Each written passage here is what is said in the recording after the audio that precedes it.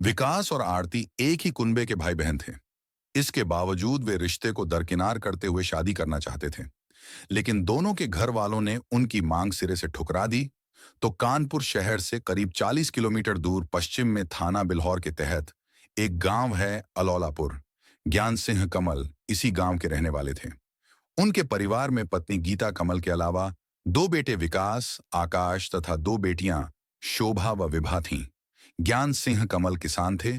उनके पास 10 बीघा उपजाऊ भूमि थी, जिसमें अच्छी पैदावार होती थी। कृषि उपज से ही वह परिवार का भरण पोषण करते थे। ज्ञान सिंह का बेटा विकास अपने भाई बहनों में सबसे बड़ा था। इंटरमीडिएट पास करने के बाद उसने नौकरी पाने के लिए दौड़ धूप की। लेकिन जब नौकरी नहीं मिली तो वह पिता के कृषि कार्य में हाथ बंटाने लगा। उसने ट्रैक्टर चलाना सीख लिया था। ट्रैक्टर से वह अपनी खेती तो करता ही था, दूसरे काम कर वह अतिरिक्त आमदनी भी करता था। विकास किसानी का काम जरूर करता था, लेकिन ठाट बाट से रहता था। ज्ञान सिंह के घर से चंद कदम दूर सुरेश कमल का घर था। उसके परिवार में पत्नी ममता के अलावा दो बेटियां आरती, प्रीति तथा एक बेटा नंदू था। सुरेश और ज्ञान सिंह एक ही कुनबे के थे और रिश्ते में भाई भाई थे। सुरेश भी किसान था। उसकी आर्थिक स्थिति कमजोर थी, लेकिन दोनों में खूब पटती थी। दोनों का एक दूसरे के घर आना जाना लगा रहता था और सुख दुख में एक दूसरे का साथ देते थे। दोनों परिवारों के बच्चों का बचपन भी साथ साथ खेलते बीता था। विकास को बचपन से ही चाचा सुरेश कमल की बेटी आरती से बहुत लगाव था। आरती भी विकास के साथ ज्यादा खेलती थी। दोनों के इस लगाव पर घर वालों ने कभी ध्यान नहीं दिया, क्योंकि बच्चे अक्सर इसी तरह खेलते हैं। बचपन के दिन गुजर जाने के बाद विकास और आरती ने जवानी की दहलीज पर कदम रखा, तो उनके बीच का लगाव पहले की ही तरह बना रहा। लेकिन उनके नजरिए में बदलाव जरूर आ गया था। अब उनकी चंचलता खामोशी के साथ दूसरा मुकाम अख्तियार कर चुकी थी। उनके दिल में प्यार के बीज अंकुरित हो चुके थे। इसलिए अब जब भी उन्हें मौका मिलता, वे प्यार भरी बातें करते। आरती की आंखों के सामने जब भी विकास होता, वह उसी को देखा करती। उस पल उसके चेहरे पर जो खुशी होती थी, कोई भी देखकर भांप सकता था कि दोनों के बीच जरूर कुछ चल रहा है। विकास को भी उसका इस तरह से देखना भाता था, क्योंकि उसका दिल भी तो आरती के प्यार का मरीज था। दोनों की आंखों में एक दूसरे के लिए प्यार साफ झलकता था। वे इस बात को महसूस भी करते थे, लेकिन दिल की बात एक दूसरे से कह नहीं पा रहे थे। एक दिन विकास आरती के घर पहुंचा, तो उस समय वह घर में अकेली थी। आरती को देखते ही उसका दिल तेजी से धड़क उठा।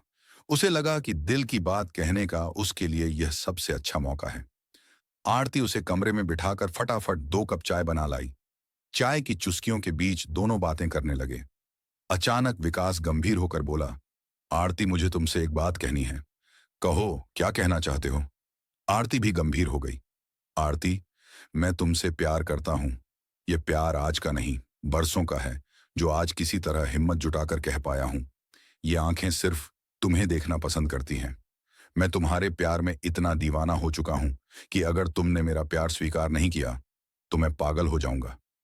आखिर विकास ने दिल की बात कह ही दी, जिसे सुनकर आरती का चेहरा शर्म से लाल हो गया। पलकें झुक गईं।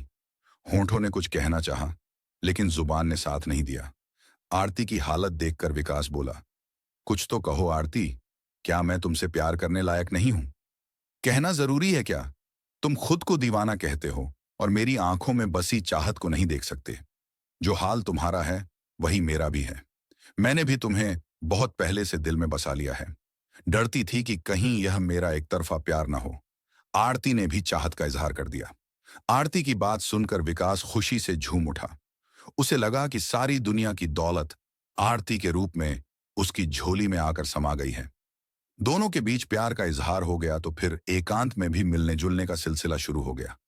दोनों गांव के बाहर सुनसान जगह पर मिलने लगे। वे एक दूसरे पर जमकर प्यार बरसाते और हमेशा एक दूसरे का साथ निभाने की कस्में खाते। जैसे जैसे समय बीतता गया, दोनों की चाहत बढ़ती और प्रगाढ़ होती गई। घर वालों को उन पर किसी तरह का शक इसलिए नहीं हुआ, क्योंकि दोनों पारिवारिक रिश्ते में भाई बहन थे। इसी रिश्ते की आड़ में वे घर वालों को बेवकूफ बनाते रहे। उनके बीच जो प्यार उपजा था, वह भाई बहन के रिश्ते को भूल गया था। मर्यादाओं में रहते हुए वे जीवन के हसीन ख्वाब देखने लगे थे, लेकिन उनके संबंध ज्यादा दिनों तक छिपे न रह सके। एक दिन आरती की मां ममता ने उसकी और विकास की बातें सुन ली। इसके बाद वह आरती और विकास के ज्यादा मिलने का मतलब समझ गई। शाम को उसने इस बारे में बेटी से पूछा तो उसने मुस्कुराते हुए कह दिया कि उसका विकास से इस तरह का कोई संबंध नहीं है। ममता ने भी जमाना देखा था। वह समझ गई कि बेटी झूठ बोल रही है, इसीलिए उसने उससे सख्ती से पूछताछ की तो आरती को सच उगलना ही पड़ा। उसने डरते डरते कह दिया कि वह विकास से प्यार करती है। इसके बाद ममता का गुस्सा फट पड़ा। वह आरती की पिटाई करते हुए बोली, कुलच्छनी, तुझे शर्म नहीं आई? जानती है वह तेरा क्या लगता है? कम से कम अपने रिश्ते का तो लिहाज किया होता। मम्मी, वह कोई सगा भाई थोड़े ही है, और जब प्यार होता है तो वह रिश्ता नहीं देखता। हम दोनों ही एक दूसरे को चाहते हैं। आरती ने रोते हुए कहा, अच्छा बहुत जुबान चल रही है, अभी खींचती हूं तेरी जुबान। कहते हुए ममता ने उस पर लात और थप्पड़ों की बरसात कर दी। लेकिन आरती यही कहती रही कि चाहे वह उसे कितना भी मार ले, वह विकास को नहीं छोड़ेगी। आरती की पिटाई करते करते जब ममता हांफने लगी तो एक ओर बैठकर उसे भला बुरा कहने लगी। साथ ही उसने धमकी दी, आने दे तेरे बाप को, वहीं तेरी ठीक से खबर लेंगे। बहुत उड़ने लगी है ना तू, अब तेरे पर कतरने ही पड़ेंगे। आरती सुबकती रही। शाम को जब सुरेश आया तो ममता ने सारी बात उसे बता दी। सुरेश को गुस्सा तो बहुत आया, लेकिन उसने समझदारी से काम लिया। उसने उसे दूसरे कमरे में ले जाकर समझाया, उसे भाई बहन के रिश्ते की गहराई बताते हुए कहा कि उसके इस कदम से गांव में रहना दूभर हो जाएगा। किसी के सामने वह सिर तक नहीं उठा सकेगा। पिता की बातें आरती को अच्छी तो लगीं, लेकिन उसके सामने समस्या यह थी कि वह विकास से उसके साथ जीने मरने का वादा कर चुकी थी। अब उसके सामने एक ओर पिता की इज्जत थी तो दूसरी ओर वह प्यार था, जिसके लिए वह कुछ भी करने का वादा कर चुकी थी। अंत में वह इस नतीजे पर पहुंची कि वह घर वालों की इज्जत के लिए अपने प्यार को एक सपने की तरह भुलाने की कोशिश करेगी। इसलिए उसने पिता से वादा कर लिया कि अब वह विकास से नहीं मिलेगी। यह बात करीब 1 साल पहले की है। आरती की पिटाई वाली बात विकास को पता चल चुकी थी। उसके मन में इस बात का डर था कि कहीं चाचा सुरेश यह शिकायत उसकी मां से न कर दें। इसी डर की वजह से उसने आरती के घर जाना बंद कर दिया। दूसरी ओर आरती उसे भुलाने की कोशिश करने लगी थी, इसलिए उसने भी विकास की देहरी नहीं लांघी। लेकिन यह सिलसिला ज्यादा दिनों तक कायम नहीं रह सका। चूंकि दोनों लंबे समय से एक दूसरे को प्यार करते आ रहे थे, इसलिए उनकी यादें जहन में घूम रही थीं, जो उन्हें विचलित कर रही थीं। विकास का मन आरती से मिलने को विचलित था, लेकिन समस्या यह थी कि वह उससे कैसे मिले। आरती का व्यवहार देखकर उसके घर वालों ने यही समझा कि वह विकास को भूल चुकी है, इसलिए उन्होंने उस पर निगरानी बंद कर दी। एक दिन आरती घर में अकेली थी तो विकास उससे मिलने पहुंच गया। अचानक घर में विकास को देखकर आरती बोली, तुम यहां क्यों आ गए? कोई आ गया तो मुसीबत खड़ी हो जाएगी। मैं तुमसे सिर्फ यह पूछने आया हूं कि तुम मुझे इतनी जल्दी भूल कैसे गई? विकास ने पूछा। भूली नहीं हूं, मजबूरी है। मेरी जगह तुम होते तो तुम भी यही करते, आरती ने कहा। आरती की इस बात से विकास खुश हो गया और उसने आरती को झट से अपने गले लगाकर कहा, तुम चिंता मत करो, मैं मुलाकात का कोई ना कोई रास्ता निकाल लूंगा। प्रेमी से मिलने के बाद आरती अपने पिता से किए गए वादे को भूल गई। वह भी विकास से खूब बातें करना चाहती थी, लेकिन उसे इस बात का डर था कि कहीं उसकी मां या पिता ना आ जाएं। इसलिए उसने विकास से कहा, विकास, इससे पहले कि यहां कोई आ जाए तुम चले जाओ। विकास वहां से चला गया। प्रेमिका से मिलकर उसे बड़ा सुकून मिला था। 2-3 दिन बाद उसने एक मोबाइल फोन खरीदकर आरती को दे दिया। इसके बाद आरती चोरी छिपे विकास से बातें करने लगी। इससे उनके मिलने में आसानी हो गई। इस तरह उनका प्यार पहले की तरह ही चलने लगा। लेकिन उनका चोरी छिपे मिलने मिलाने का यह खेल ज्यादा दिनों तक नहीं चल सका। एक रात अचानक आरती की मां ममता की आंखें खुलीं तो उसने आरती को चारपाई से गायब पाया। बेटी की तलाश में वह छत पर पहुंची तो वह वहां उसे कुर्सी पर बैठी देखकर चौंकी। मां की आहट पाते ही आरती ने प्रेमी से चल रही बातचीत बंद कर दी और मोबाइल फोन छिपाने लगी। ममता ने उसे कुछ छिपाते देख तो लिया था, लेकिन उसे यह पता नहीं था कि उसने क्या छिपाया है। उसने आरती से इतनी रात को छत पर अकेली बैठने की वजह पूछी तो वह सकपका गई। तब उसने पूछा, तूने अभी क्या छिपाया है, दिखा? कुछ नहीं छिपाया है मम्मी, आरती घबरा कर बोली। ममता ने कोई चीज रखते हुए देखा था। बेटी की बात सुनकर ममता को लगा कि वह झूठ बोल रही है। उसने आरती के सीने पर हाथ डाला तो वहां मोबाइल देखकर पूछा, यह किसका मोबाइल है और किससे बातें कर रही थी? किसी से नहीं मम्मी, आरती सकपकाकर बोली। बेटी के झूठ बोलने पर ममता समझ गई कि वह विकास से ही बातें कर रही थी। इसका मतलब वह जरूर हमारी आंखों में धूल झोंक कर उससे लगातार मिल रही है। ममता ने रात में हंगामा करना उचित नहीं समझा। सुबह उसने सारी सच्चाई पति को बता दी। सुरेश कमल समझ गया कि बेटी को कितना भी समझा ले, वह विकास से मिलना नहीं छोड़ेगी। इससे पहले कि समाज में उनकी बदनामी हो, उसने उसके हाथ पीले करने का फैसला कर लिया। आरती की मां ममता ने भी अपनी जेठानी गीता से उसके बेटे विकास की शिकायत कर दी। ममता की शिकायत पर गीता को बेटे पर बहुत गुस्सा आया। उसने ममता को भरोसा दिया कि वह विकास को समझाएगी। गीता ने विकास से इस बार बात की तो डरने के बजाय उसने बेबाक कह दिया कि वह आरती से प्यार करता है और शादी भी उसी से करेगा। विकास की दो टूक बात सुनकर गीता को आश्चर्य हुआ।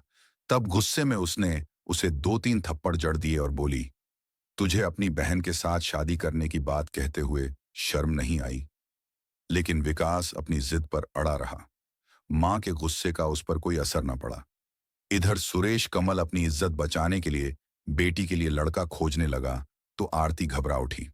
उसने एक रोज किसी तरह विकास से मुलाकात की और बताया कि उसके घर वाले जल्द ही उसका रिश्ता तय करने वाले हैं, लेकिन वह किसी और की दुल्हन बनने के बजाय मौत को गले लगाना पसंद करेगी।